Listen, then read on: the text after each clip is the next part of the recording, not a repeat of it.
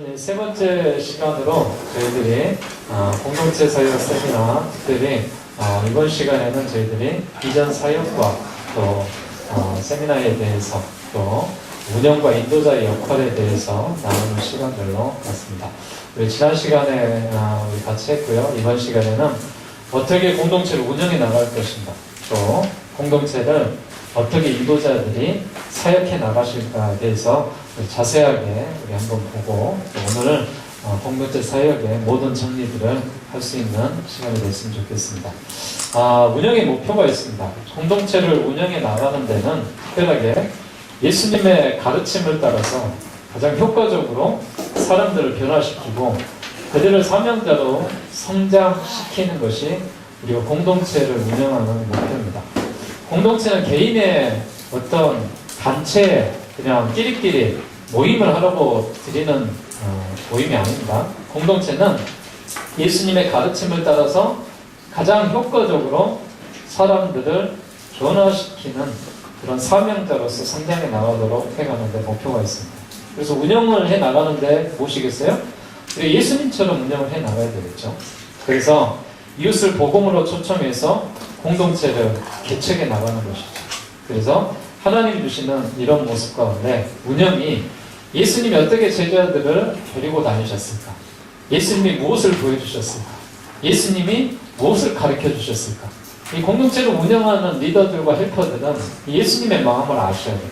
그래서 이 공동체가 예수님의 가르침을 따라서 예수님이 제자들을 양육했던 그 방법에 따라서 이 공동체가 잘 운영되고 또 해나갈 수 있기를 바랍니다. 자, 운영의 기초는 이렇습니다. 이런 표를 한번 잘 보세요. 공동체가 그러면 무엇이냐? 예를 들어서 철수가 공동체 리더자로 삼았습니다. 그래서 우리 교회에서는 지금 리더자로 샬롬 공동체는 우리 민기롱 장로님 세웠고, 또 우리 찬미 공동체는 강선주 집사님 세웠는데, 이 철수가 지금 공동체를 운영을 하고 있어요. 그래서 총 제가 드렸던 인원이 몇 명을 줬냐면은 리더자를 포함해서 10명을 줬습니다. 10명을. 1단계 목표는 몇 명이에요? 12제자를 삼는 거예요. 그래서 올 한 해 동안 우리 두 개 공동체가 청년 공동체까지 해서 3개죠. 이 12명을 채워야 됩니다. 채워가지고 더 많은 번식과 또 역사를 해서 이 중에서 이 파란색으로 된 부분들 있죠. 이분들은 누구냐? 리더가 봤을 때 이 사람은 공동체를 앞으로 운영할 수 있는 사람이에요. 그래서 특별히 헬퍼가 이 리더 옆에서 도움을 해서 이 공동체를 운영해 나가는데, 그 중에서 한 3명에서 4명 정도를 집중적으로 리더 교육을 시켜나가는 것이죠. 이 리더 교육은 누가 시키냐? 리더가 교회에 추천을 해주면 제가 시킵니다. 제가 시켜가지고 앞으로 새로운 리더들을 준비하는 과정들을 해나갑니다. 그래서 이 공동체가 이렇게 숫자가 12명, 16명, 18명의 숫자가 되게 되면은 다시 이 공동체를 2개로 이렇게 분열을 해줍니다. 네. 그래서 철수는 자기의 남아있는 공동체와 또 새로운 공동체를 위해서 계속 해나가겠죠. 그리고 역시 여기에서 리더자로 세움받을 수 있는 이런 사람들이, 훈련이 된 사람들에게 새로운 공동체를 이렇게 만들어 갈 수 있도록 해주는 것입니다. 그런 식으로. 그렇게 해서 또 3년에 대해서는 이 공동체가 또 역시 3개로 분열을 해서 이렇게 나갑니다. 그래서 저희가 앞으로 한 4년 정도 진행을 해서 한 30개 공동체를 만드는데 목표를 삼고 있습니다. 그래서 이 공동체 부흥을 위해서 우리가 해 나간 것입니다. 공동체는 번식하지 않으면은 뭐예요? 그대로 없어집니다. 세포의 분열이 안 되면은 생산이 안 되는 그런 공동체이기 때문에 과감하게 뭐예요? 잘라야 된다.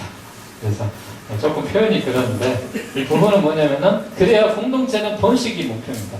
그래서 특별히 공동체가 이렇게 3단계로 번식을 했을 때는 참 아름답게 이제 성장을 하는 모습이겠죠. 저는 이런 날을 기대하고 이런 날을 꿈꾸면서 준비하고 기대를 합니다. 그래서 여러분들이 함께 이런 부분에 대해서 운영을 이런 식으로 해 나간다, 그렇게 생각을 하시면 됩니다. 그래서 공동체 모임을 하는데 딱 보고 그래요. 아니, 우리 공동체 모임을 하려고 하는데 모일 사람이 3명밖에 안 돼요. 교구도 마찬가지. 교구도 예배 드리려고 하는데 3명밖에 안 돼요. 그런다고 그 공동체 참여하지 않는다고 해서 성도가 아닙니까? 또 공동체에 참여하지 않는다고 그래서 그 사람을 방치해야 됩니까? 그건 아니에요. 이미 대공동체라는 우리가 예배 가운데 그 사람이 성도고 그 사람의 삶이 있습니다. 그래서 적극적으로 리더가 이 소공동체를 운영을 해가면서 그분들을 관리해 나가는 것이 이분들이 신앙생활 잘하고 있는지, 교회 출석을 잘하고 있는지, 또 무슨 문제가 없는지 그렇게 해서 관리를 잘 해주면 돼요. 모임은 몇 명이 하면 돼요? 4명만 하면 돼요. 4명 이상. 굳이 막 12명은 다 안 채운다고 해서 막 스트레스 받고 우리 리더들 그러지 마십시오. 그래서 4명 이상이 돼서 은혜롭게 한 주간의 말씀들을 나누고 또 그 공동체에서 해나가는 것입니다. 오늘 제가 교재에 따라 내줬는데요. 그래서 공동체 개척의 원리가 있어요. 어떤 원리를 갖고 우리가 개척을 해나가냐. 이 개척은 하나님의 특별한 관심입니다. 창세기 1장 28절에 보게 되면은 하나님이 그들에게 복을 주시고 그들에게 생육하고 번성하여 땅에 충만하라. 이 말씀을 하셨어요. 그래서 하나님이 개척하시는 그 관심사는 뭐냐면은 생육하고 번성하는 거예요. 그리고 땅에 충만해 나가는 거예요. 공동체도 마찬가지입니다. 공동체도 번식하고 또 충만해져요. 그래서 저는 그 샬롬 공동체, 또 찬미 공동체가 두 공동체가 서로 경쟁하는 공동체가 됐으면 좋겠어요. 어떤 공동체가 되냐면은 서로 부러워하는 공동체. 야, 샬롬 공동체 갔더니 다음 주에 딱 모임을 갔는데 카라멜 마키아토를 한 잔씩 먹고 있어. 네. 그런데 찬미 공동체 갔더니 사탕을 하나씩 주고 있어. 봤더니 왜 우리는 카라멜 마키아토 안 줘요? 이렇게 막 하면서 서로 이렇게 보면서 부러워하고. 그래서 이 모임 자체가 늘 교회에서 이루어지지만은 꼭 교회에서만 이루어지지 않아도 괜찮습니다. 예를 들어서 점심 빨리 먹고 나가셔서 밖에서 커피 한잔 하고 오셔도 괜찮습니다. 그리고 예를 들어서 점심을 오늘은 같이 해야 되겠다. 나가서 식사하고 오셔도 괜찮습니다. 교회 밥 안 먹어도 됩니다. 또 교회 커피 안 마셔도 됩니다. 뭐냐면은 장소의 제한을 받지 마시고 여러분이 운영의 묘미를 살려서 리더들이 예를 들면 한 달에 한 번, 3개월에 한 번씩은 이렇게 외부로 이렇게 나가셔서 하셔서 또 외부에서 나가면 어때요? 친구들도 데려올 수 있잖아요. 그 자리가 무슨 자리가 돼야 된다 했어요? 번식의 자리, 초청하는 자리가 되는 거예요. 그런데 자기들끼리만 모여서 자기들끼리만 밥 먹어. 네. 그러다가는 뭐가 되겠어요? 1년 지나고 나면은 종결. 그 공동체는 종결. 네. 그렇게 되지 않기를 바랍니다. 네. 그래서 계속해서 우리가 번식에 나갈 수 있도록 그 공동체가 잘 활성화가 된다고 하면 얼마나 아름다운 그런 모습들이 되어야겠습니까? 그래서 이런 개척들이 뭐냐면은 창세기 17장 2절에도 내가 내 언약을 나와 너 사이에 두어 너를 크게 번성하게 하리라. 우리가 번성하는 공동체를 목표로 하고 있습니다. 또 하나님께서 우리 모든 성도에게 개척을 위한 능력과 권리를 주셨습니다. 사도행전 1장 8절에도 우리가 예루살렘과 온 유대와 사마리아와 땅끝까지 이르러 뭐가 되리라? 내 증인이 되리라. 증인이 되는 그런 현장에 우리가 있어야 돼요. 그래서 예수 그리스도를 영접하는 순간이 성령이 우리 가운데 임하시는 그런 모습이에요. 그래서 개척을 따라서 하나님의 능력과 권위가 이미 그 가운데 이루어지는 것입니다. 하나님께서 개척이 하나님이시기 때문에 모든 우리의 공동체가 개척시킬 수 있고 하나님은 우리에게 그런 능력과 권위를 주셨어요. 그래서 여러분들이 이런 모습들 가운데 공동체 개척의 원리를 잘 이해하셔야 돼요. 개척은 반드시 거룩하고 성결한 그런 종들을 통해서 이루어지게 되어 있습니다. 열정적인 종들을 통해서 이루어지게 되어 있습니다. 지금 우리 교회가 3개 공동체와 4개 교구로 시작을 합니다. 지금 찬미 공동체, 샬롬 공동체, 청년 공동체. 그래서 리더들이 세워지고 헬퍼들이 세워지고 교구가 세워졌습니다. 자, 이 교구를 우리가 좋은 사람 편성해서 좋아. 이거는 어떤 사람이에요? 단계가 낮은 사람이에요. 우리 모임할 수 있도록 해줘서 좋아. 이게 아니라 어떤 공동체가 제일 공동체냐면은 우리 공동체 보니까 친구가 많은 사람. 이 사람이 좋은 사람이에요. 이 사람이 좋은 공동체입니다. 무한한 가능성이 있는 그 사람이 있는 공동체가 좋은 공동체인 거죠. 그래야 우리가 번성을 해 나갈 수 있지 않겠습니까? 그리고 성도가 개척은 반드시 열정적인 그런 마음들이 있을 때만 해 나갈 수 있다는 것이죠. 또 다섯 번째 보게 되면은 12제자 비전반을 마쳤을 때 개척된 공동체 모임이 시작될 수 있습니다. 그래서 리더들이 한 3개월이나 6개월 정도 지나면 제가 리더들을 부를 거예요. 그래서 이 공동체에서 리더를 할 만한 자격된 사람이 누구냐, 그래서 선별을 해주라고 할 거예요. 그러면은 그 사람들은 추천을 받아서 제가 후반기에는 제자반을 운영합니다. 그래서 그들을 리더로 키우기 위해서 다시 한번 공동체 교육을 시키고 제자 훈련에 그 교육을 시켜서 그들이 진정으로 제자반에 이제 공부를 해 나가면서 다시 공동체를 운영해 나갈 수 있는 리더로 세워나가는 그런 모습을 하고 진행을 하려고 합니다. 그래서 개척은 분열이 없이 이루어져야 돼요. 그래서 전통적인 교회 상 공동체 식구들이 늘어나서 새로운 공동체를 개척하게 되면은 새 공동체는 기존의 공동체와 결별하게 되고 또 인간관계로 단절되게 되는데, 인도자는 그 리더들은 새로운 공동체를 이끌어 가야 될 리더들을 선별을 하는데 추천만 해주시는 것입니다. 임명은 누가 해요? 제가 합니다. 제자반을 이렇게 공부를 했어요. 그래서 추천이 돼가지고. 그래서 추천제로 이제 제자반에 들어오게 되는데, 공부를 했는데 이 사람은 도저히 공동체를 운영할 만한 수준이 안 돼. 그럼 맡기겠어요? 안 맡겨. 추천을 하셨다 하더라고요. 그래서 임명은 누가 하냐? 제가 합니다. 임명은 분명하게 제가 해서 공동체가 개척이 돼서 안 들어가고 해나갈 수 있도록 그렇게 합니다. 그래서 공동체가 전혀 개척이 이루어지지 않는 경우에는 교회는 생명을 불어넣기 위해서 뭐 해야겠어요? 세포가 죽으면은요, 뭐예요? 새로운 세포를 넣는. 그래야 그 세포를 살릴 수 있잖아요. 즉, 다시 새로운 리더들을 우리가 준비를 시켜가지고 그 사람이 거기에 대해서 잘 나갈 수 있도록 그렇게 나가는 것입니다. 그래서 하다 보면은 이런 경우가 있어요. 야, 해봐도 안 된다. 해봐도 내가 번식시키려고 노력을 해봤는데 참 안 된다. 여러분 생각해 보세요. 우리가 교회 1년 동안 새롭게 전도되는 인원들이 평균적으로 따지면은 우리 교회로 이야기했을 때 10명이야. 그렇게 된다면은 공동체가 분열을 해가지고 한 공동체가 최소한 지금 10명이 시작을 하고 있는데, 제가 볼 때는 15명은 돼야 분열이 될 수 있어요. 2개로. 그렇잖아요. 그런데 그렇게 된다면 이미 우리 1년의 전도의 목표는 끝난 거예요. 현재 교회에서. 근데 이것을 해나가는데 리더가 쉽겠어요? 쉽지 않아요. 그러니까 더 우리가 준비하고 더 노력하고 더 이를 위해서 기도하고 더 모임에 신경을 써야 되는 것이 리더의 역할입니다. 리더는 막중한 사명이 있습니다. 그래서 아까 우리 찬미 공동체 리더 우리 강선주 집사님이, 아니 우리 선배님들도 많이 있는데 왜 저한테 리더를 하라고 하십니까? 이걸 물어보더라고요. 왜겠어요? 네, 잘하라고. 선배보다 더 뛰어나게 리더로서 활동을 해주시라고. 그래서 이 공동체가 저는 종식되지 않고 계속해서 뻗어가서 이어갈 수 있기를 주의 이름으로 축복합니다. 아멘. 그래야 이 리더자를 세운 이 담임 목사의 마음이 얼마나 뿌듯하겠어요. 그러지 않겠습니까? 그래서 또 새롭게 우리가 리더로 준비된 사람들이 7명이 있었어요. 네, 7명이 있었는데 그분들이 7명이 있는데 각자의 역할들이 다 있어요. 각자의 역할들이 다 있고 해야 될 부분들이 있으니까 또 나오겠습니다. 개척과 공동체 성장을 가장 성공적으로 잘하는 제자의 특징은 뭐냐?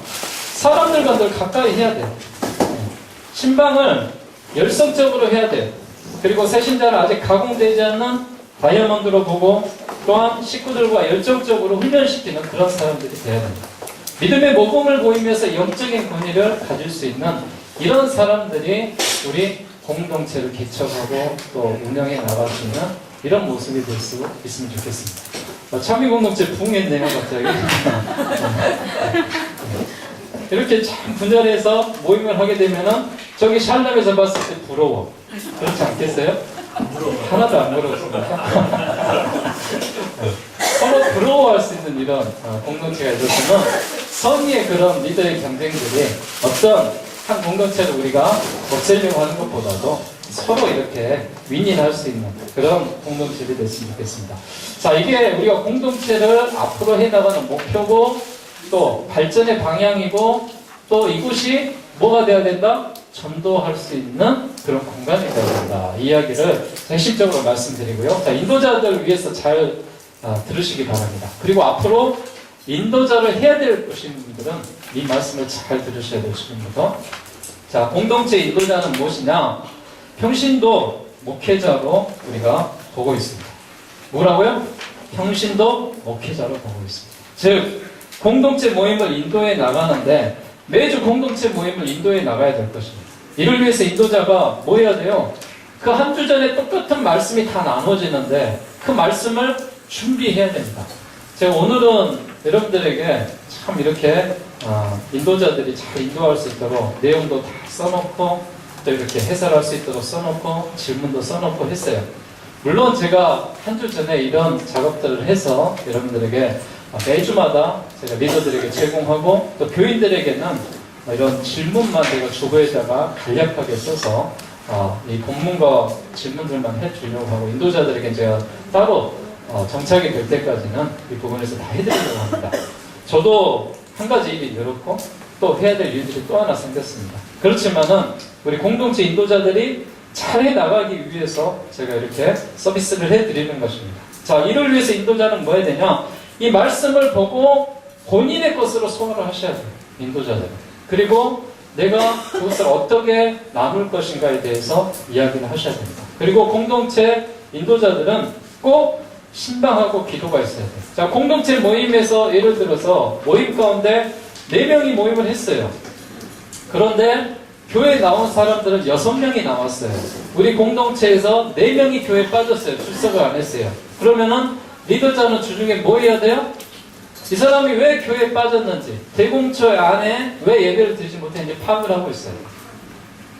그리고 우리 공동체 셀 모임에는 왜 오지를 못했는지, 그리고 다음에는 참석할 수 있도록 그분에게 어떻게 사랑과 관심과 노력을 해야 돼요. 이것을 누가 해야 되느냐? 헬퍼들이 같이 해주셔야 돼요. 그래서 꼭 그 공동체 안에는 리더와 헬퍼가 있습니다. 그래서 헬퍼로 임명되신 분들이 있죠. 우리 샬롬 공동체는 서독주 집사님 임명되어 있고 찬미 공동체는 서은주 집사님이 이렇게 헬퍼로 되어 있는데 헬퍼가 이런 총무 역할들을 다 해주셔야 돼요. 인도자가 좀 편할 수 있도록 연락도 다 해주시고 또 전화해봤더니 이 사람이 이래서 못 나온답니다. 이야기도 해주시고 그래서 어떤 공동체 파트너십에 그런 운영이 돼야지만이 돼야 되지 인도자 혼자 다 어떻게 해요? 그러니까 헬퍼가 도와주는 그런 역할들을 했으면 좋겠다라고 말합니다. 그리고 관리를 잘 해야 되는데 특히 인도자하고 헬퍼가 자기 식구 이 공동체 안에 있는 사람이 누군지 이름도 몰라. 그럼 되겠어요? 안 되겠어요? 안 되잖아요. 직업이 뭘 하는지도 몰라.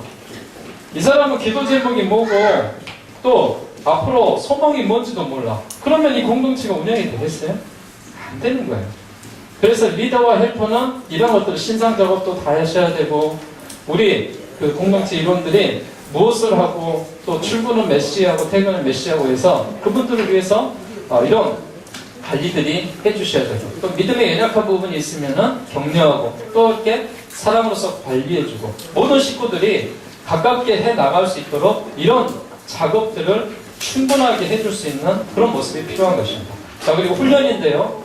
공동체 모임을 통한 훈련이 꼭 필요합니다. 인도자가 스스로 주일 아침에 설교한 말씀에 철저히 떠나지 않도록 하고 또 이 같은 삶을 역시 식구들에게 강력하게 공부를 해야 됩니다. 그래서 인도자가 매주마다 식구들에게 이런 사항들을 실천해 주셔야 되는데 어떤 사항들을 실천해야 되냐. 인도자가 먼저 본이 돼야 되겠죠. 매일 30분 이상 기도하셔야 돼요. 네, 자기 공동체 식구들을 위해서. 그리고 매일 3장씩 성경을 읽으셔야 돼요. 그리고 성경을 읽고 결단을 해서 우리가 구제하는 삶과 행동하는 삶을 사셔야 돼요. 그리고 생활 속에서 이 리더자들이 먼저 우리 공동체를 위해서 새로운 사람들을 전도하고 또 현장에서 삶의 그런 모습이 돼야 돼요. 그래서 이런 공동체를 모임을 통해서 인도자들이 먼저 본이 되는 삶이 됐으면 좋겠어요. 헬퍼들이 저는 본이 되는 삶이 됐으면 좋겠어요. 그래서 인도자가 되시면은 최소한 일주일에 한 번은 새벽 예배 나오십시오.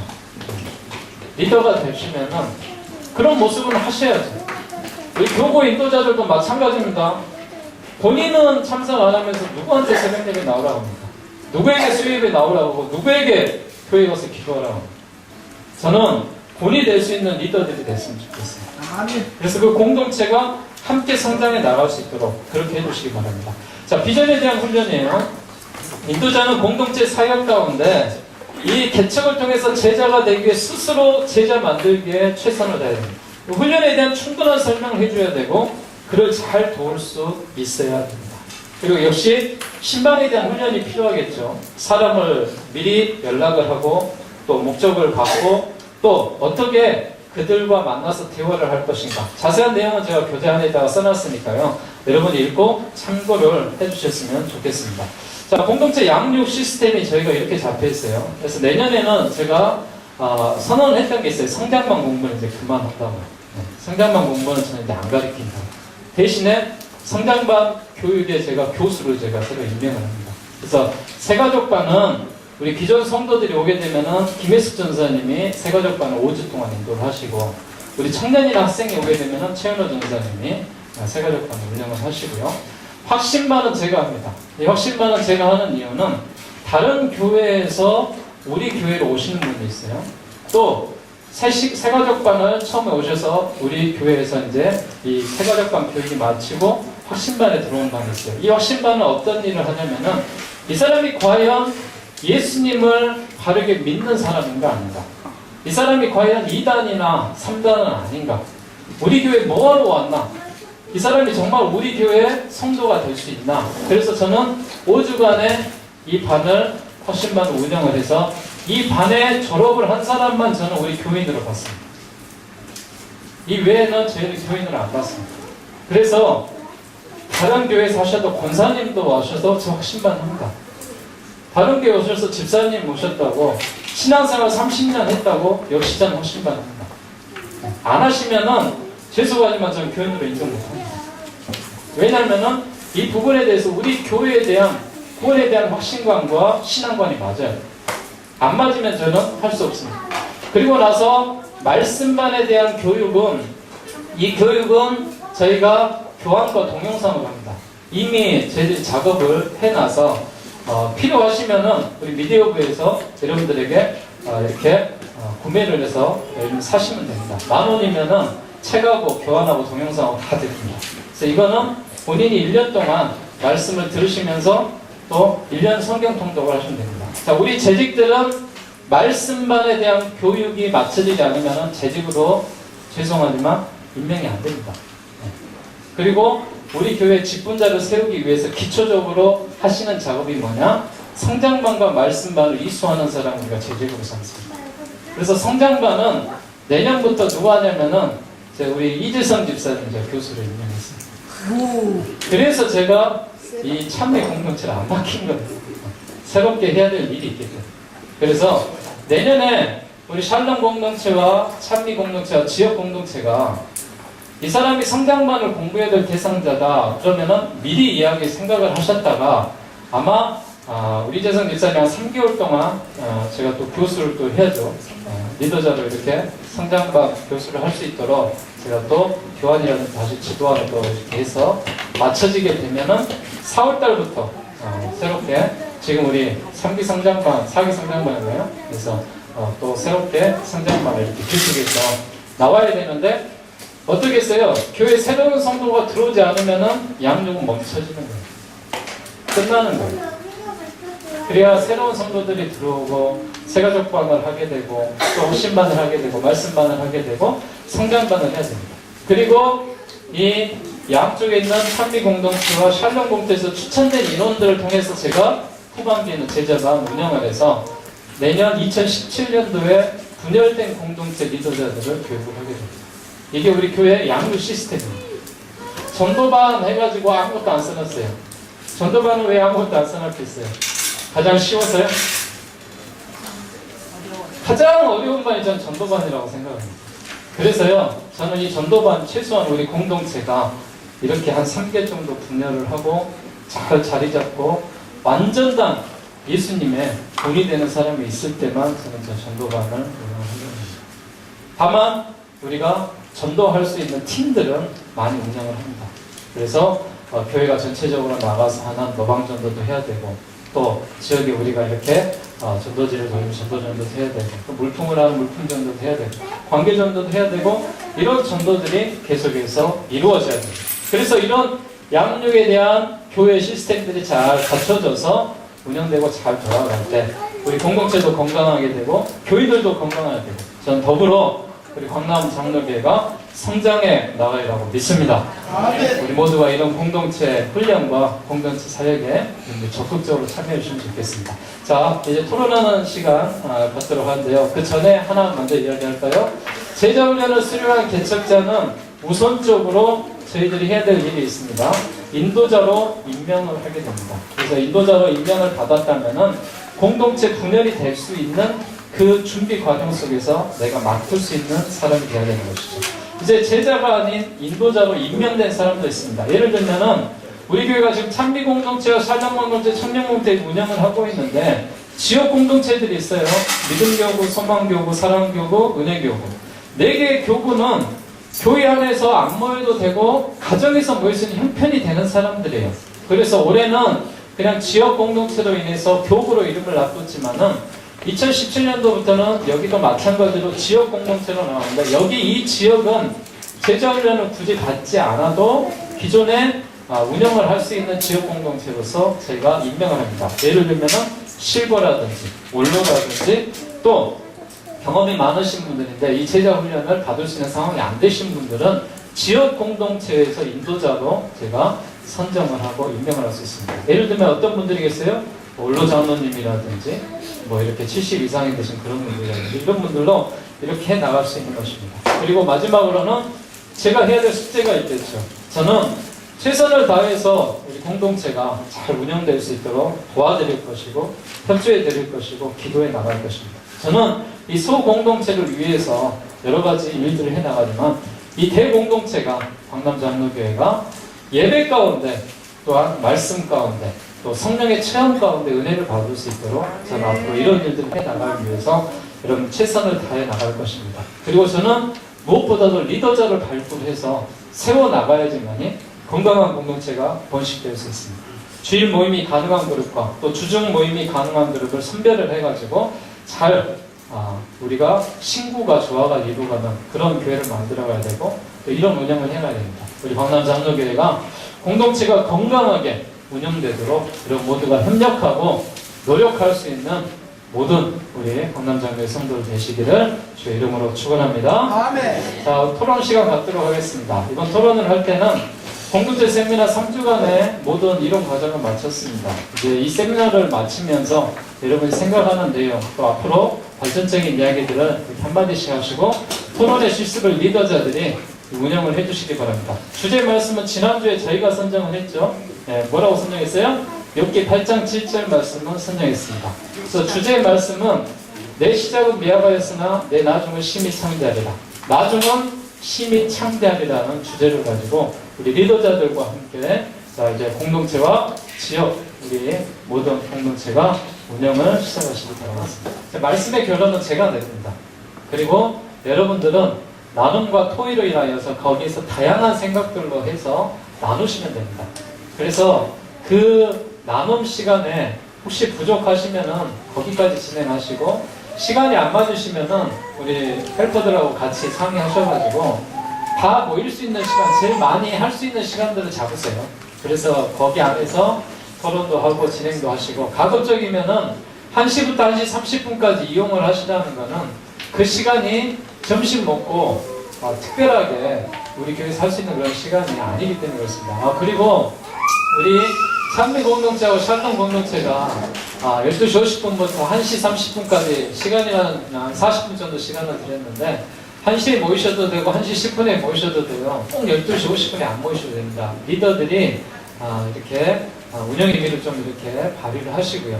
그리고 내년에 봄이 되게 되면은 제가 문화사역에 대해서 게시판에다가 성도들한테 모집을 할 겁니다. 그래서 문화사역 우리 첫 시간에 했었죠. 나머지 12시 50분부터 1시 반까지. 그럼 나머지 성도들은 뭐 할 건가? 그래서 거기에 대해서 좋은 의견들이 이렇게 들어왔어요. 뭐 성경 쓰기도 오셨고, 뭐 이렇게 뭐 바둑 장기 두기도 왔고, 또 찬양 배우기도 왔고, 뭐 이렇게 가곡 배우기도 왔고, 여기 아직 다 있었어요. 그리고 뭐 각자 재능들이 있으니까 그거는 저희들이 오픈을 해가지고 또 치료에 대해서 하고 싶은 분 그렇게 해서 교회에서 문화사역도 한번 이어서 한번 해볼 수 있도록 그렇게 이제 자리를 잡고요. 앞으로 지금 한 달, 두 달간은 우리가 뭐 하는 시기를 하겠어요? 네, 지난 시간에 했었는데 여기 볼까요? 네, 한 달, 두 달간은 우리가 해야 될 시간들이 있었습니다. 너무 많이 앞으로 가네. 여기 네. 저희가 1월, 2월 동안 하는 건 뭐였어요? 소공연에서 생존하고 적응하는 단계라고 했어요. 뭔가 1월, 2월 달에 결과를 내려고 하시면 힘들어요, 리더들이. 그러니까 1, 2월 달은 우리가 적응해가는 단계다 이렇게 생각을 하시고 처음 시작을 하는 거니까 3월, 4월은 뭐 하는 단계였어요? 공동체가 이제 친숙해지는 단계예요. 서로 또 이야기도 하고 우리 인사도 하고 또 집에 가기도 하고 그래서 이제 3월, 4월쯤에 뭐가 한번 있었으면 좋겠어요? 공동체 야외에 한번 있었으면 좋겠지. 그래서 그 공동체별로 이렇게 하시고 될 수 있으면 저 부르지 마세요. 네. 저 부르면 불편하죠? 네. 각자 이렇게 가셔서 좋은 시간들 이렇게 가지시고 그 다음에 이제 유기적인 관계로 4월, 5월 이렇게 하시고 우리 공동체에서 그래도 1년이라는 시간 동안에 우리가 함께 했는데 7월부터 10일까지는 뭔가 함께하는 활동들이 하나 있으면 좋겠다. 우리 공동체에서 이번에 교회를 위해서 이걸 한번 하자. 예를 들면 뭐 참배 공동체가 이번에 우리가 한번 발표를 해가지고 뭐 한번 해보자. 그런 생각. 또 뭐 예를 들면은 우리가 뭐 이렇게 좋은 어떤 재능들을 기부해서 뭘 한번 해보자. 뭐 이런 것들을 실질적인 활동들을 해 나가고 그리고 11월 달에 저희들이 공동체가 분리될 수 있거든요. 그렇게 하는 것이 저희들이 1년간에 행해지는 그런 목표다라고 이야기를 말씀을 주셨습니다. 자, 이런 공동체들이 저희들이 잘 운영되기 위해서 지금 내 시작은 미화하였으나 내 나중은 심히 창대하리라 이 말씀으로 시작하는 첫 단계 우리가 준비하고 세미나를 했고 과정들을 했습니다. 사실은 리더들은 작년 우리가 우리 봄부터 사실은 준비해 왔습니다.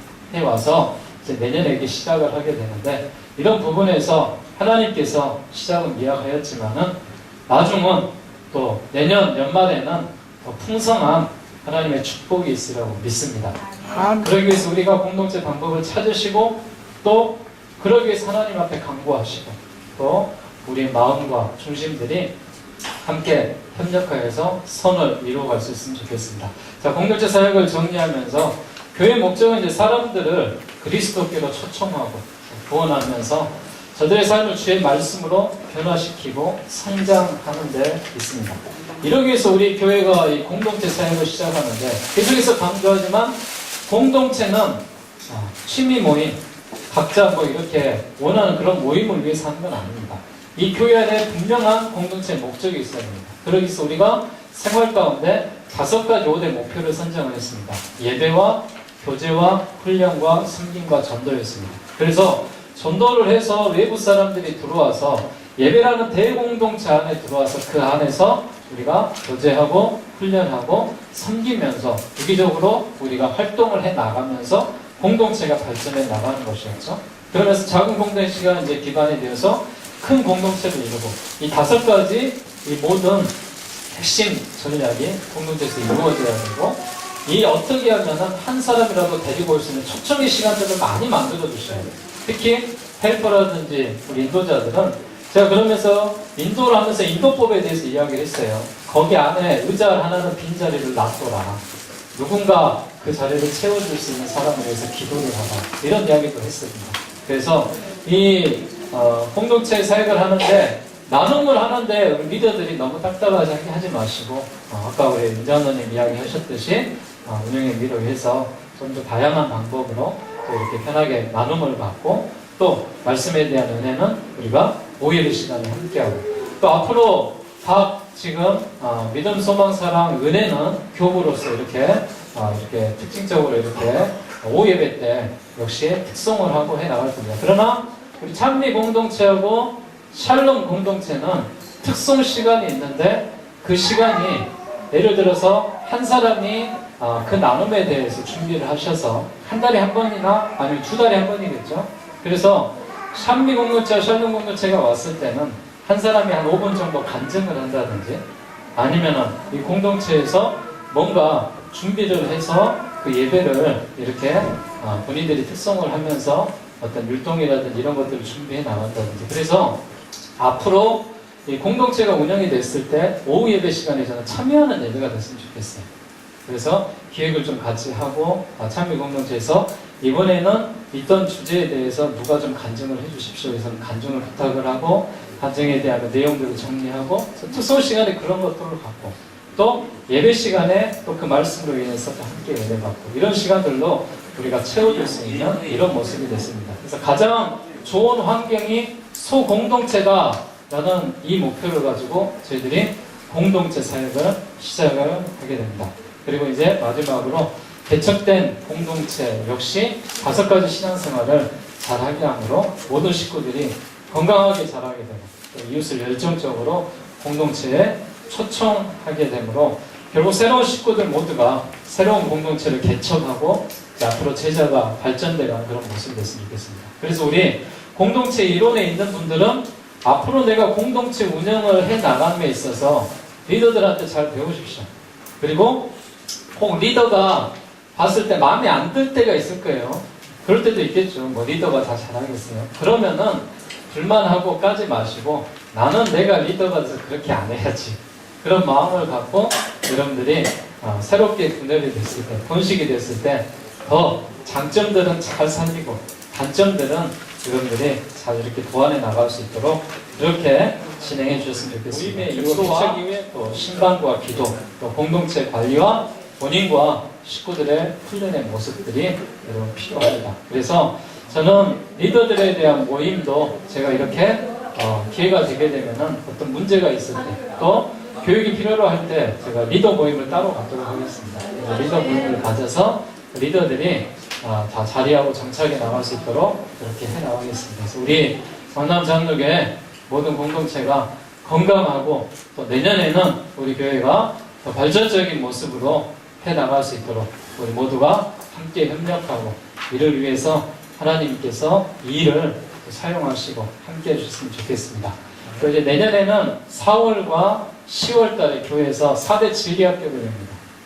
그래서 이제 4대 진리학교를 여는 이유는 이곳의 공동체들이 초청을 하고 또한 먼저 우리가 훈련을 받기 위해서 그렇습니다. 그래서 먼저 4대 진리학교 첫 번째 일기들은 우리 찬미 공동체와 샬롬 공동체 인원들을 가지고 4대 진리학교를 진행하겠습니다. 그래서 4대 진리학교 1차적으로 저희들이 4월달에 진행을 하는데 이 진리학교에서 수료를 하시면은 거기에서 다음 진리학교에서 이제 헬퍼들로 도움이 돼서 함께 나갈 수 있도록 하고요.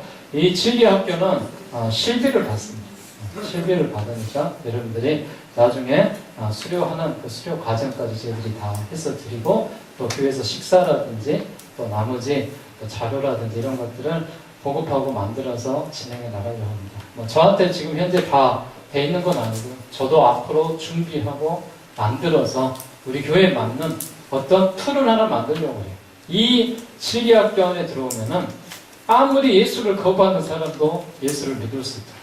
아무리 여기에서 기독교에 대한 비판을 하는 사람도 들어와서는 이게 정말 기독교의 정신이고 사랑이다라는 어떤 그런 모델 케이스로서의 진리학교를 한번 만들어 보려고 합니다. 그래서 우리 공동체들이 협조해 주시고 지역 공동체들이 함께 협력하여서 기도해서 이런 우리 교회 공동체가 은혜롭게 잘 운영될 수 있도록 여러분들 해주시길 바라겠습니다.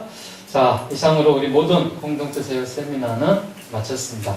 우리 모두가 이런 모습 가운데 은혜롭게 잘 진행할 수 있도록 해주시기 바랍니다.